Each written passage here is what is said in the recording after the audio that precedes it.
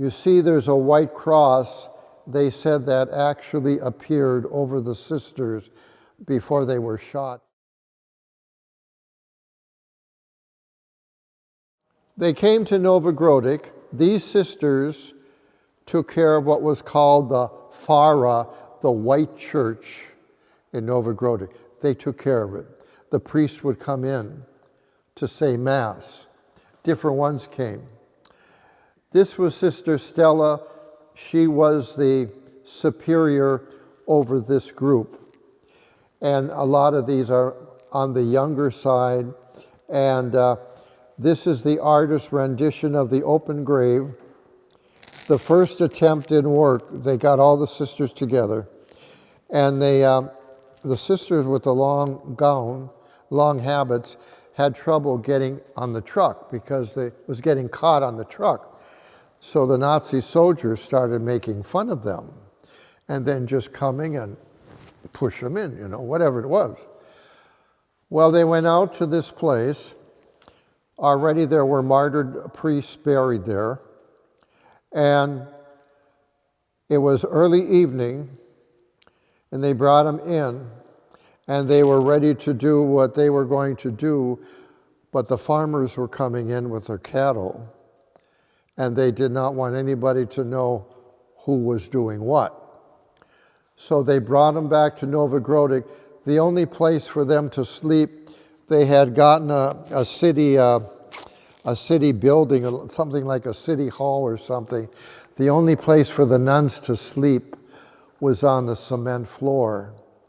And the next morning, the janitor who came and he checks out everything, when he came upstairs, he said, I can see in the dust the outline of every nun on the floor downstairs. That's how they slept.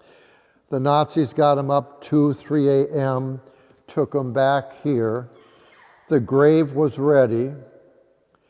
And you see there's a white cross.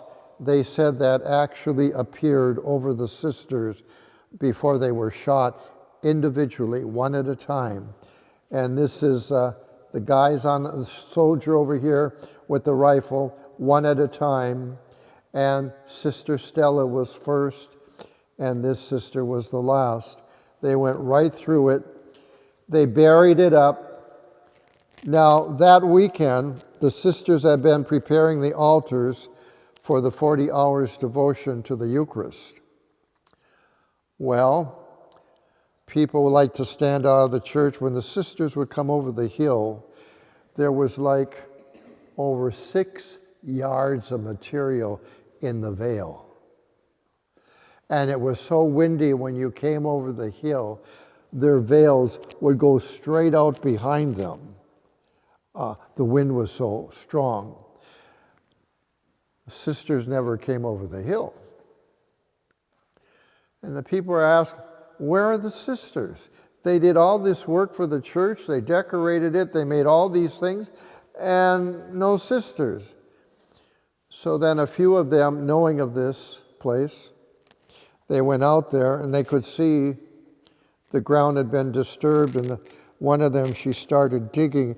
She didn't get down very far, and she was holding the hand of one of the nuns. This one here, Sister Canuta, a farm girl at her age. The parents were asking, well, most girls your age now, they get married and raise a family, and what are you going to do? And she said, I would like to find out if I have a religious vocation. So her and her mother went to the shrine of Our Lady of Czestochowa, the Black Madonna. Not this same community, which is the community of the Holy Family, none of these sisters were involved in that visit to the shrine when she went. But there were 2 or 3 of her community dressed just like that, praying before the Black Madonna. And when they got up to leave, she went over to them and she said, sisters, I'm trying to discern if I am to become a religious like you. They either taught school or they were nurses in hospitals. And for most religious communities at that time, that's what you did. You taught or you were a nurse. Well, she went over to them, and she had had a dream. It was our Lord in the dream. And he said, I want you to go, and what was the name? Something like Katuna, but that's not quite it. I want you to go to Grano. And in Grano, you will begin your training, and you're going to wear a red wedding dress. That's not what they wear. When a nun is going for final vows, she wears a wedding gown, white. So Sister Katuna said, well, what's the red? What do they mean, the red? And the other sister told her, I said, well, it must have maybe some symbolic meaning, but they said, we're sure in time the Lord will let you know what it is. Well, he certainly did. When she was shot, it didn't kill her, but she fell in the grave, and she went into a corner, and she kind of crouched down with her elbows on her knee, holding her head, and I said to myself, I wonder if she thought, this is the last time on earth that I will pray. That just came to me. I just wonder if she thought of that. When they found her dead, she was in the same position, crouched over, bent over. And a wonderful thing too, they all wear the same habits, same color, different sizes. How do you know what's yours?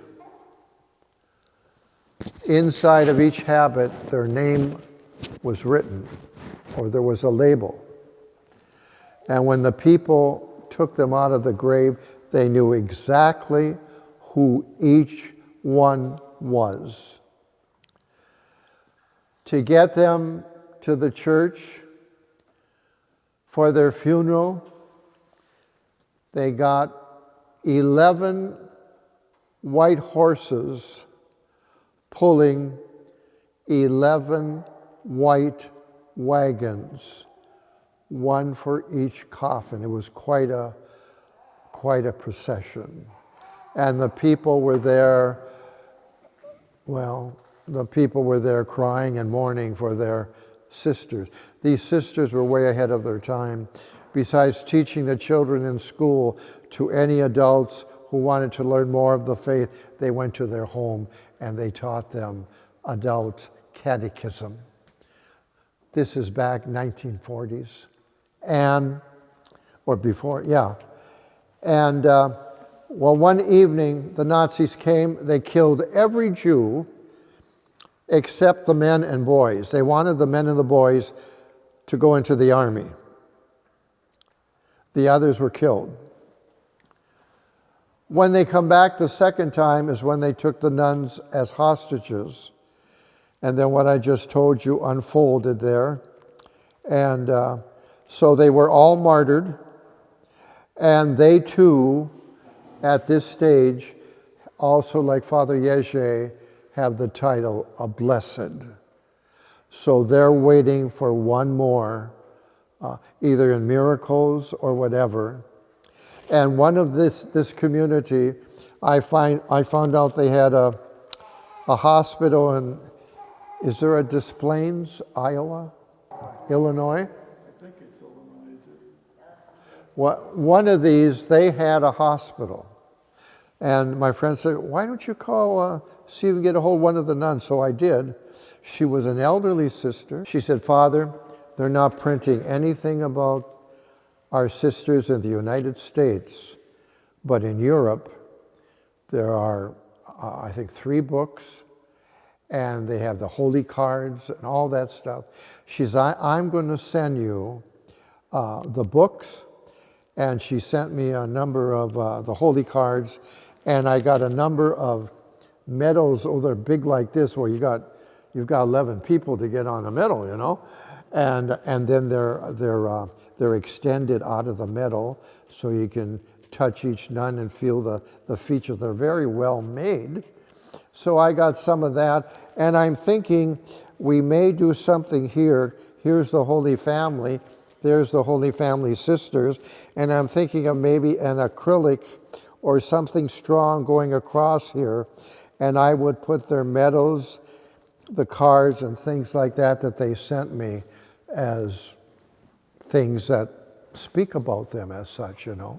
You see their pictures here. Now, I just made copies of them from their book, and they came out quite well. And there's a story on each one of them, who they were, most of them farm girls, what they were going through, the call to their vocation, and then finally becoming a sister of the Holy Family. And it's very interesting, and they were all very talented. And Sister Daniela, she was the cook for hot lunch. Most of the students brought their lunch, but there were always poor ones. They didn't have any lunch. She'd make a great big pot of soup. So everybody ate, and she was so good to those children, and they just loved her. They just loved Daniela. So they say there are still now they made new borders. Russia, Poland, Nowogródek went to Russia, no longer in Poland. But I've heard from different ones, they're still working miracles for the people they loved so much. So, and I would encourage you, just like with Sister Arnella, I would encourage you with these when they want to become saints. Number one, why do they want to become a saint? To do more help for people on earth. I pray to them, I pray to him.